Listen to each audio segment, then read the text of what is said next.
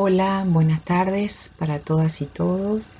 Estoy filmando estos videos para las clases del curso a distancia de la Escuela de Psicología Social del Uruguay, y los videos, que son 4, lo que les voy a mandar, van a tener que ver con crítica de la vida cotidiana. Ya que esta herramienta de las filmaciones y del Zoom no nos permite un encuentro cara a cara, presentarme en primer lugar. Mi nombre es Esperanza Hernández, trabajo en la escuela desde el año 2018, soy psicóloga y psicóloga social, y bueno, es un gusto compartir con ustedes estos conceptos que son tan centrales en la teoría pichoniana. Bueno, en primer lugar, en el primer video voy a tratar de hacer un recorrido un poco por algunos conceptos que les permitan a ustedes pararse frente a la temática, es decir, las cuestiones que tienen que ver más con lo actitudinal para situarse en este concepto, en este campo al que Pichon llama crítica de la vida cotidiana.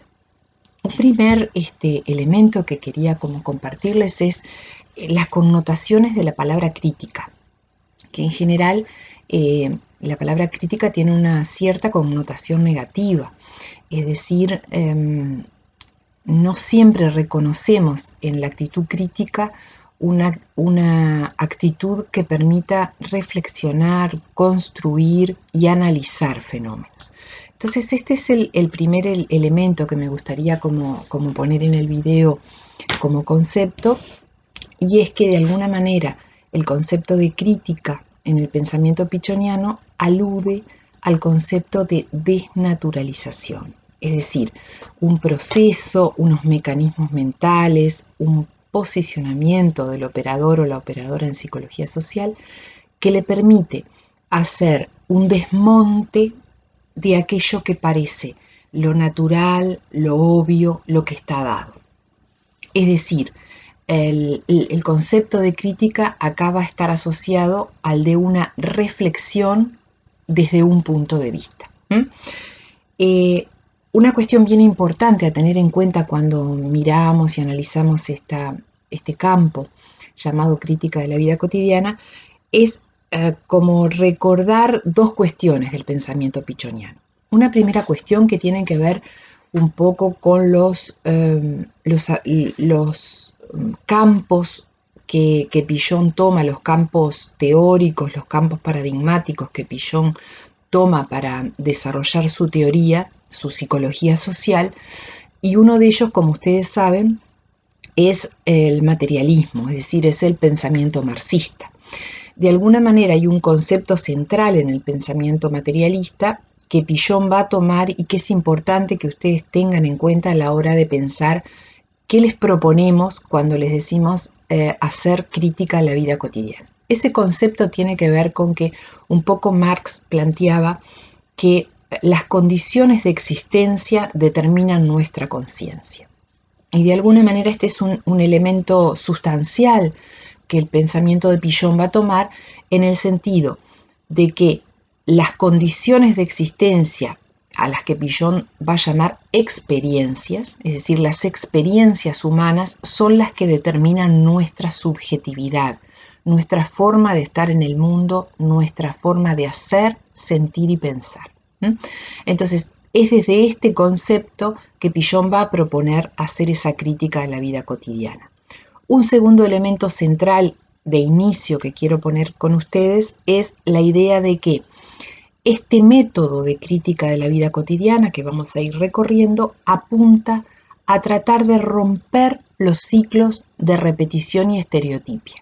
Ustedes recuerden que el concepto de cambio es un concepto central en la psicología social y en el pensamiento pichoniano, es decir, de alguna manera Pichon nos plantea la repetición y la estereotipia como mecanismos que conducen a la adaptación pasiva a la realidad, que conducen a la enfermedad, y de alguna manera los procesos de cambio como aquellos procesos que producen salud y que se emparentan, se asocian con la creatividad.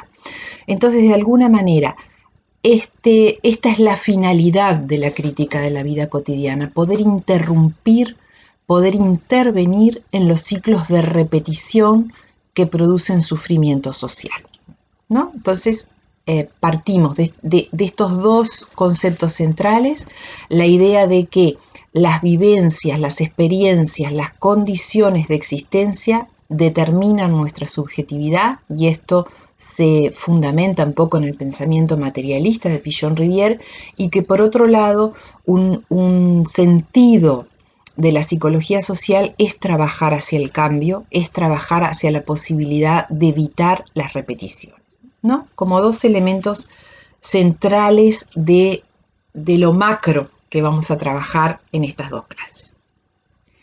Bueno, entonces entrar un poquito, ya vamos a ir a qué es crítica a la vida cotidiana, qué es la vida cotidiana, pero otro elemento que tiene que ver más con el posicionamiento de ustedes frente al tema es poder pensar que este proceso de hacer crítica, es decir, de desnaturalizar, de reflexionar sobre fenómenos que parecen obvios, naturales, inmodificables y eternos, se sustenta sobre un modo de pensamiento que es el pensamiento complejo.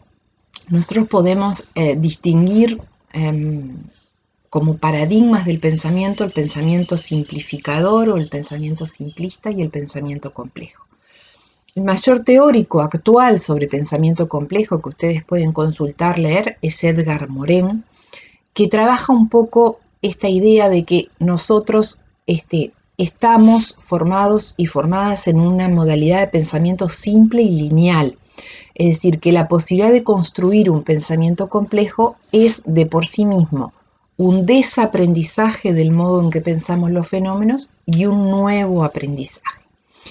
¿Qué es lo que quiere decir pensamiento complejo? Que yo les invito o les pido que consulten a este autor, a Edgar Morin, si es que no lo conocen. Hay un libro bien interesante de él que se llama La cabeza bien puesta, que me parece que resume de una manera súper linda su teoría. ¿Qué es lo que nos plantea como ejercitar qué modos de pensamiento? De alguna manera el pensamiento complejo tiene como su principal vector la cuestión del conflicto. Es decir, pensar de manera compleja implica poder tolerar el conflicto en el análisis. Es decir, que nosotros, cuando estamos analizando un fenómeno, nos podamos apartar de esa idea de que si el fenómeno es A, no es B. Los fenómenos pueden ser A y B simultáneamente porque el conflicto es un poco el nodo central de las relaciones humanas, es decir, no existe relación sin conflicto. Entonces, un primer elemento que la crítica de la vida cotidiana, si la pensamos como desarrollo del pensamiento complejo, nos propone, es que podamos pensar incluyendo el conflicto. Un segundo elemento es este que decíamos, cómo Pillon traduce la idea del materialismo de que las condiciones de existencia determinan nuestra conciencia o que la experiencia determina nuestra subjetividad, que sería la traducción pichoniana. En realidad Pillon lo que hace es construir en ese concepto una idea más recursiva, es decir, no de que solo la experiencia nos determina, sino que sí nos condiciona, pero nosotros también somos capaces de producir algo que vaya en el sentido opuesto, es decir, que vaya del adentro hacia el afuera, y no solo nos influye lo que viene del afuera hacia el adentro. Y ahí Pillon construye este concepto que es el de sujeto productor y producido, es decir, que entre la experiencia, entre las vivencias, entre las condiciones concretas de existencia y mi subjetividad, hay un viaje de doble vía. Es decir, nosotros somos determinados por las experiencias, pero nosotros también tenemos capacidad de influir en esas experiencias y en ese contexto externo. Segundo elemento que vamos a tomar en cuenta en este tema de crítica de la vida cotidiana. Y dos elementos más que provienen del pensamiento complejo y de la teoría moreniana, y son que hay una relación entre la parte y el todo, en la cual la parte es el todo y el todo es la parte. Esto parece un juego de palabras, pero no es así. De alguna manera, las ciencias sociales clásicas y sobre todo las ciencias matemáticas, físicas, las ciencias duras, consideraban el todo y la parte como dos cosas separadas. Acá si nosotros estamos hablando de que somos sujetos productores y producidos, vamos a ver que nuestra subjetividad también impacta en el todo de lo que puede ser la subjetividad colectiva. Es decir, hay una relación entre lo individual y lo colectivo que cuando hagamos crítica de la vida cotidiana es esto lo que pretendemos ver. ¿Cómo es esa relación entre lo individual y lo colectivo? ¿Qué cosas de lo colectivo impactan en lo individual y cómo a partir de eso nosotros estamos reproduciendo conductas, reproduciendo ritos, reproduciendo costumbres que en definitiva alimentan un modo de alguna manera único de ver el mundo? Y por último, para terminar de mirar un poco esta noción de pensamiento complejo, uno de los principios del pensamiento complejo es el principio de la incertidumbre, es decir, la idea de poder trabajar en un territorio que no tiene verdades absolutas, y que de alguna manera Pichon-Rivière toma este concepto en esta idea de que nuestras prácticas, nuestra vida cotidiana y nuestra subjetividad son territorios de incertidumbres, es decir, no siempre fueron así, sino que son construidos socialmente. Entonces, entremos un poquito en dos o tres cosas que quizás son anecdóticas, pero que les invito como a pasar por ellas. Pichon-Rivière tiene un libro que se llama Psicología de la vida cotidiana, que les invito a que lo puedan leer, y en este libro Pichon, digamos, quien edita el libro recoge artículos que Pichon-Rivière escribió para periódicos, revistas y digamos, organismos, espacios periodísticos que tenían bastante importancia en el momento en que los escribió. Entonces, esto me parece interesante porque al hacer un cruce entre periodismo y ciencia, que de alguna manera este libro es lo que hace, mirar desde una perspectiva científica, desde la perspectiva de las ciencias sociales, desde la perspectiva de la psicología social, mirar fenómenos de la vida cotidiana que nos parecerían que no tienen sentido de ser analizados científicamente, ¿sí? Porque un poco los colocamos en ese universo de lo familiar, de lo común, que no sería objeto de ciencia. Entonces les invito a que puedan leer algunos de los artículos de psicología de la vida cotidiana, un poco para mirar ese ensamble interesante que hace Pichon entre periodismo y ciencia, entre vida cotidiana y ciencia, un poco para poder entender más este mecanismo, este método que Pichon propone para trabajar sobre fenómenos cotidianos, porque por eso estamos hablando de crítica de la vida cotidiana. Entonces, un poco para redondear este primer video, quería como colocarlos en un mapa que tiene que ver con, si decíamos que crítica de la vida cotidiana es desnaturalizar algunos fenómenos, poder como colocar en una especie de mapa ese concepto.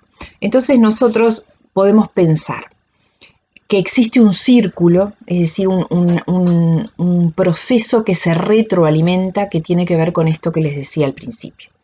Nosotros vivimos en unas determinadas condiciones de existencia. Cuando decimos determinadas condiciones de existencia, decimos vivimos en un país, en un momento político, en un lugar geográfico, en una cultura. Es decir, hay una serie de condicionamientos sociales que son los que determinan mis experiencias. Es decir, yo puedo tener las experiencias que mi entorno social me permite tener. Y esas experiencias construyen mi subjetividad. Es decir, yo voy incorporando mediante la identificación todo eso que a través, primero de la familia, después de los ámbitos educativos iniciales, del grupo de pares, de mi trabajo, de mi inserción comunitaria, sigo incorporando de manera permanente experiencias que construyen mi subjetividad. Y en la medida en que yo no reviso ese proceso, en que no lo analizo, eso se reproduce a través de un discurso social que dice esto es así, esto siempre fue así, esto se debe hacer de tal manera, y por lo tanto reproduce y de alguna manera fortalece las condiciones de existencia para la repetición. Entonces es en este circuito en el que nosotros tratamos de intervenir cuando decimos crítica de la vida cotidiana.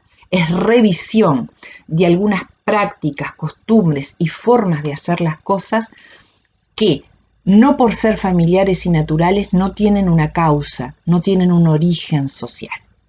Entonces, las dejo y los dejo por acá con este video y a partir de este concepto de qué serían prácticas de la vida cotidiana, retomamos el próximo.